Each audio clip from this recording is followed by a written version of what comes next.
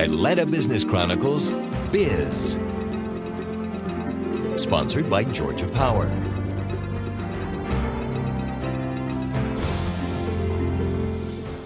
Good morning, and thanks for joining us. We begin down in Augusta this week. That's where Georgia opened its Cyber Center for Innovation and Training.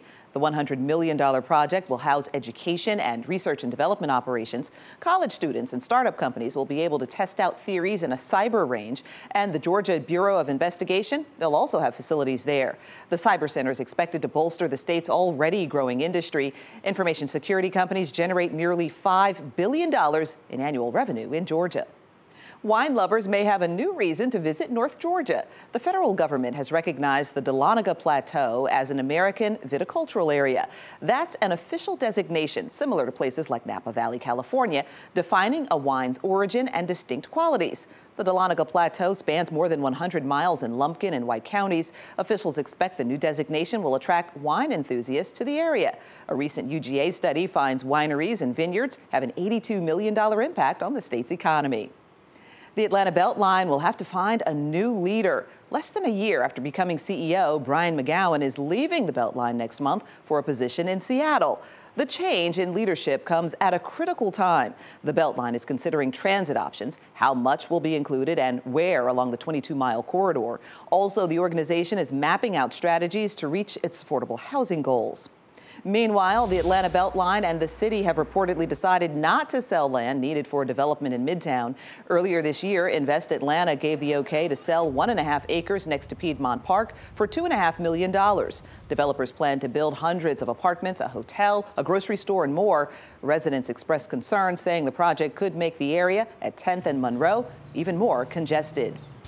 For the first time ever, the city of Atlanta has named a chief education officer. Metro Atlanta native Aaliyah Batia will fill the cabinet-level post. The education chief will work in partnership with Atlanta Public Schools and community leaders. The goal, officials say, is to improve access to quality education and vocational training. Most of the health insurance companies participating in Georgia's exchanges are seeking only modest rate increases compared to last year. Requests for 2019 premium hikes range from 2% to 9%. Only Kaiser Foundation Health Plan wants rates to go up by double digits, nearly 15%. But insurers may end up charging more. The Trump administration has said it's freezing payments under a federal program that protects insurers from losses incurred from covering sicker patients. Republican candidates for governor are racking up support from companies and business leaders. AT&T Georgia and Home Depot co-founder and philanthropist Bernie Marcus are backing Lieutenant Governor Casey Cagle. Campaign finance figures show as of June 30th, Cagle raised $10.5 million. Secretary of State Brian Kemp raised $4.5 million. His donors include Steve Brock of Brock Built Homes and Eagles Landing Family Practice. Voters will decide July 24th which Republican candidate will face Democrat Stacey Abrams in November. Office space costs a little more in the metro. Commercial real estate firm Reese reports local landlords have been able to charge an average $20 a square foot. That's 3% more than in the second quarter last year. Nationwide, average rents have gone up slower, just 2.5%. Growth in the tech sector is fueling most of the gains in larger cities, including here in Atlanta. Atlanta-based Chick-fil-A is bringing its fried chicken sandwiches and tart lemonade to the new Milwaukee Bucks Arena.